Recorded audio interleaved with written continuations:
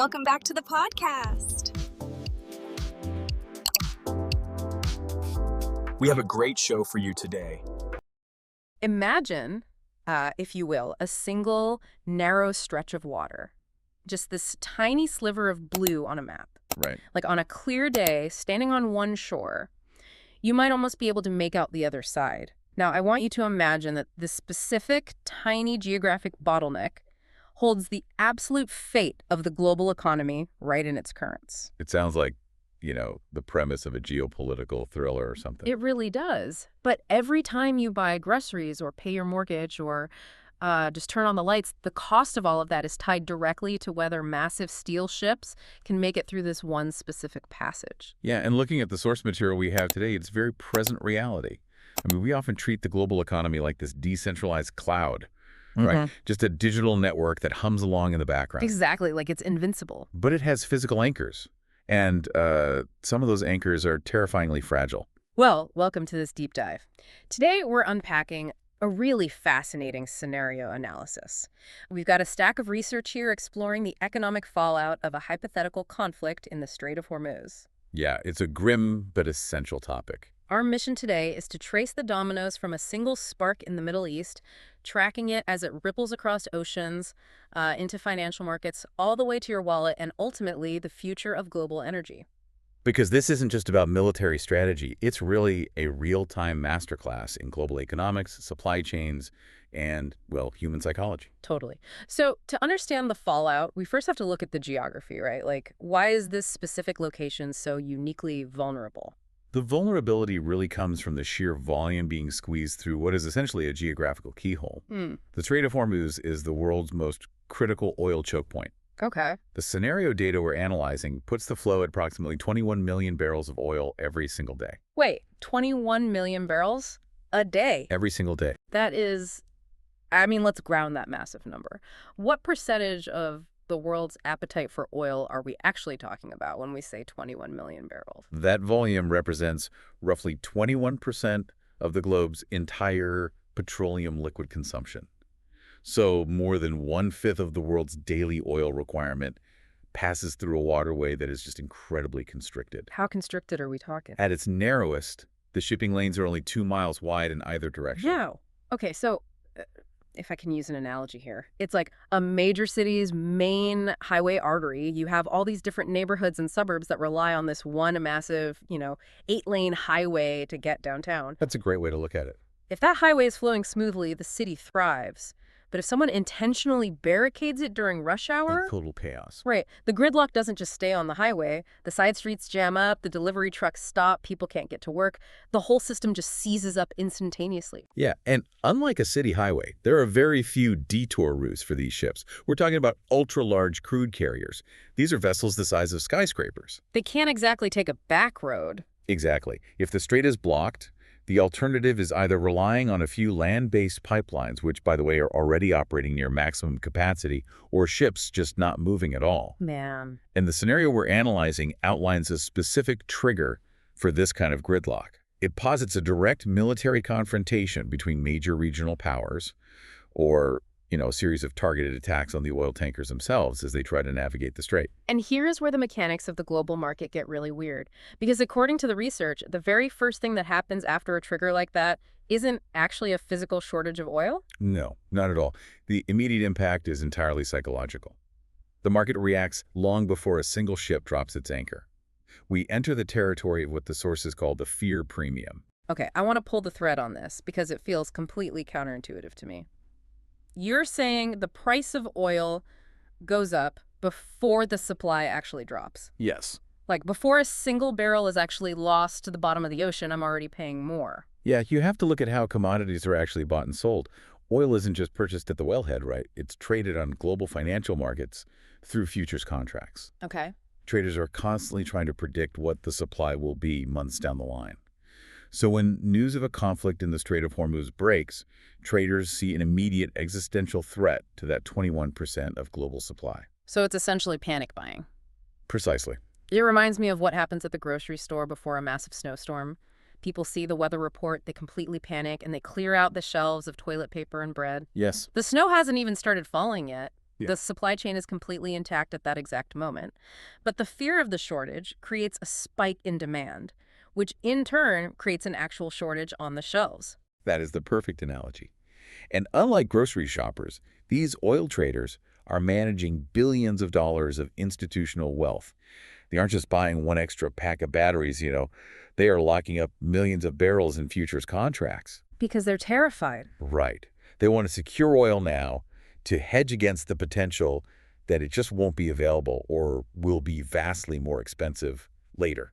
But wait, how does a bet on the future raise the price of a physical barrel of oil today, like right now? Well, think about the incentives of the person selling the oil. If a trader comes to an oil producer and offers to buy a futures contract for, let's say, $100 a barrel for delivery next month, that producer is suddenly very reluctant to sell their physical oil today for $80. They'll hoard their current supply, keeping it in storage tanks, just waiting to sell it at that higher future price. Oh, wow. So that sudden hoarding behavior creates an immediate physical shortage in the present day. Exactly. And that drives the current spot price up. That is fascinating. The anticipation of a shortage literally creates the shortage. And the numbers on this fear premium in the source material are staggering. They really are. The sources note that even if no physical oil is disrupted, the mere news of conflict can cause oil prices to jump $10 to $20 per barrel within hours. Just off the news. Right. The ships could all be perfectly safe, just sitting at port, but the perception of risk alone adds $20 to a barrel. It highlights how much of our global economy runs purely on confidence.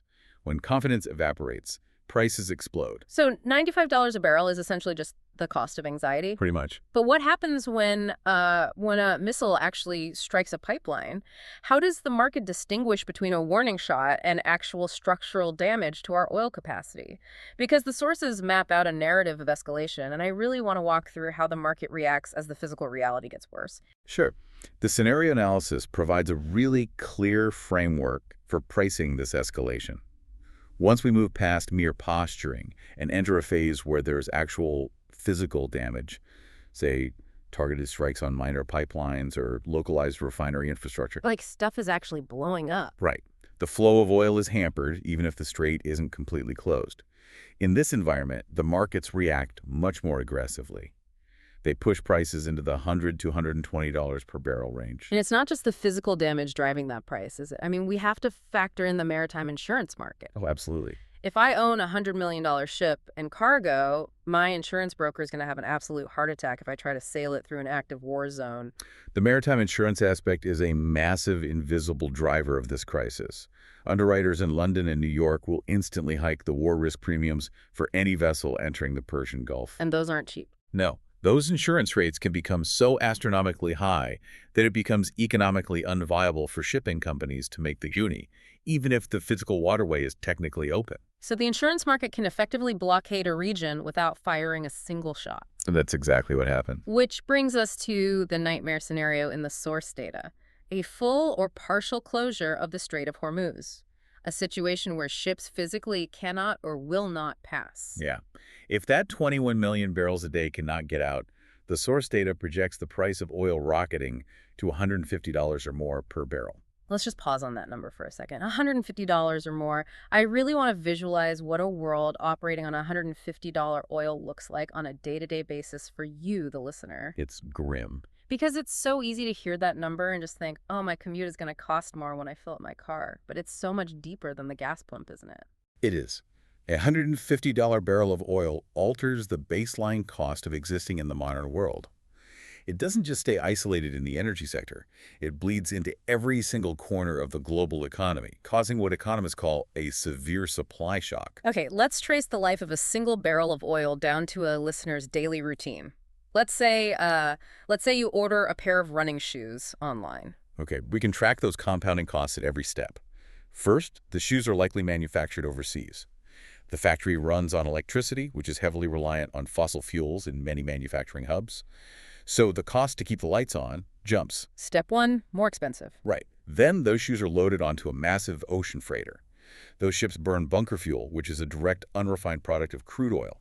With oil at $150, ocean freight rates triple or quadruple overnight. Wow, and once it hits the port, the journey is still running on oil. It gets loaded onto a diesel-powered train, then a diesel-powered long-haul truck to a regional distribution center, and finally, a gas-powered delivery van to get to your front porch. Every single handoff costs vastly more than it did a week prior. And we haven't even factored in the physical materials of the product itself. No, we haven't. The synthetic rubber soles of those shoes, petrochemicals, the plastic packaging surrounding them, petrochemicals. It's everywhere. The fertilizer used to grow the food you eat, the asphalt for the roads you drive on. They are literally derived from the oil that is suddenly trapped in the Middle East. So if the cost of the raw materials, the manufacturing, and the shipping all double up, I mean, the company selling those shoes isn't just going to absorb that loss out of the goodness of their hearts. Definitely not. They pass it directly to you. And if every company does that at the exact same time, we're staring down the barrel of massive, pervasive inflation. But it's a specific kind of inflation, isn't it? It's not just people having too much money to spend. No, the macroeconomic term for this is cost-push inflation, and it leads to a phenomenon known as stagflation. Stagflation. Yes. This is the ultimate nightmare for economic policymakers. In normal inflation, prices rise because the economy is booming and demand outpaces supply. But in a supply shock scenario, prices explode while economic growth just grinds to a halt. Oh, man. Companies are forced to lay off workers because their operational costs are too high, all while the cost of living for those newly unemployed workers is skyrocketing. So how do the central banks react to this? Like, what does an institution like the Federal Reserve do when the price of everything goes up simultaneously, but the economy is actually weakening? They are forced into a terrible bind. The primary tool central banks use to fight inflation is adjusting interest rates. To stop prices from spiraling further, their only real move is to raise interest rates to aggressively cool down demand. Wait, so to cure the disease of high prices, the central bank essentially has to put the broader economy into an induced coma. That is the brutal reality of monetary policy in a supply shock. By raising interest rates, borrowing money becomes prohibitively expensive. They are intentionally trying to slow down business expansion and consumer spending. Jeez. So not only are you paying more for groceries and gas, but if you want to buy a house, your mortgage rate is much higher. Business loans dry up.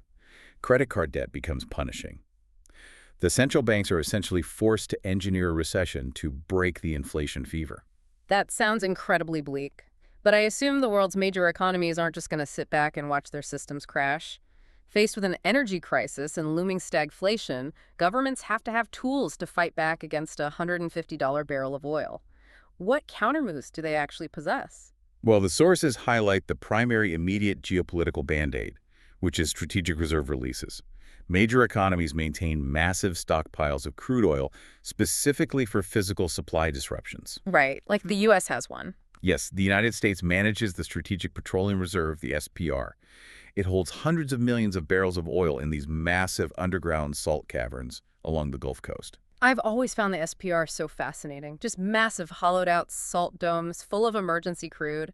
But I really want to critically challenge how effective this actually is. Go for it. The SPR holds a finite amount of oil. If 21 million barrels a day are blocked in the Strait of Hormuz, how long can a few underground caves in the U.S. actually keep the global economy afloat? Days. Weeks. Not long. It sounds like trying to put out a house fire with a garden hose. Right. If we do the math, even a coordinated global release from the U.S. and China doesn't replace the Strait of Hormuz for very long. Your skepticism is entirely warranted there. The math does not support a long-term physical replacement, but the SPR isn't really designed to permanently replace that lost production. It's a psychological weapon. Ah, against the fear premium. Exactly. By opening those valves and flooding the market with millions of backup barrels, governments are directly attacking that fear premium we discussed earlier. They are signaling to traders, hey, we have liquidity, the physical shortage won't hit you tomorrow. So it calms the panic. Right. It is a stabilization tactic meant to break the panic buying cycle and buy diplomats and military leaders time to resolve the physical chokepoint. It's a shock absorber for the market's anxiety. But while the SPR is a short-term triage, the sources point to a much more profound long-term consequence of a severe oil shock. And it leads to this incredible paradox regarding how societies react to vulnerability. Yeah, this is where it gets really interesting. Sustained high oil prices, the kind caused by a severe, prolonged choke point conflict, radically alter the timeline for the global energy transition. Okay. It accelerates the shift to alternative energy at a pace that environmental policy alone has never been able to achieve. So you're telling me that decades of climate summits and, Save the Earth campaigns couldn't get us off fossil fuels quickly, but the threat of an economic collapse driven by a geopolitical choke point might be the thing that finally saves the polar bears. I mean, it is deeply ironic. That is a tragically human reality. But the calculus changes for national leaders. When a nation realizes its entire economic stability, the cost of its food, and the security of its citizens are all at the mercy of a 20-mile-wide stretch of water halfway across the globe, the argument shifts. It is no longer a debate about carbon emissions. It becomes a matter of urgent, existential national security. If I'm a government leader watching my economy tank and my central bank forced to trigger a recession just because I can't get oil through the Strait of Hormuz, suddenly investing billions into solar, wind, and electric vehicles is just self-preservation. Completely. Like, I want to power my grid with sunlight that falls on my own soil and wind that blows across my own plains.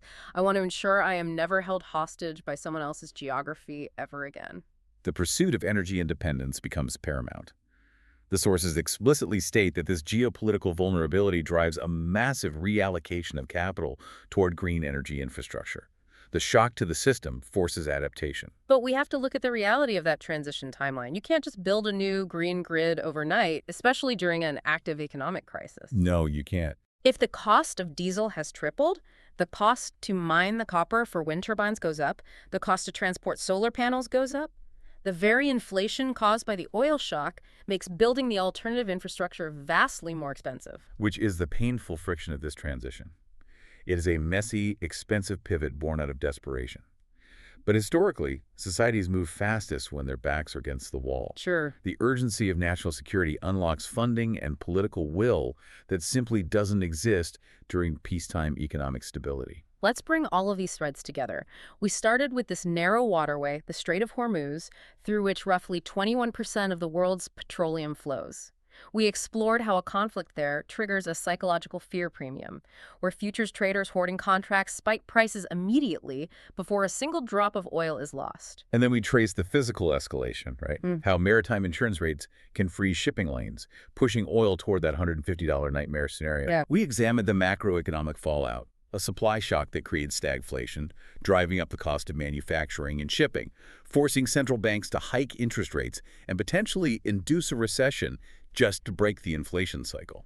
And finally, we look at the countermoves, governments deploying strategic reserves as a psychological band-aid, while the sheer pain of the crisis triggers a paradoxical long-term shift.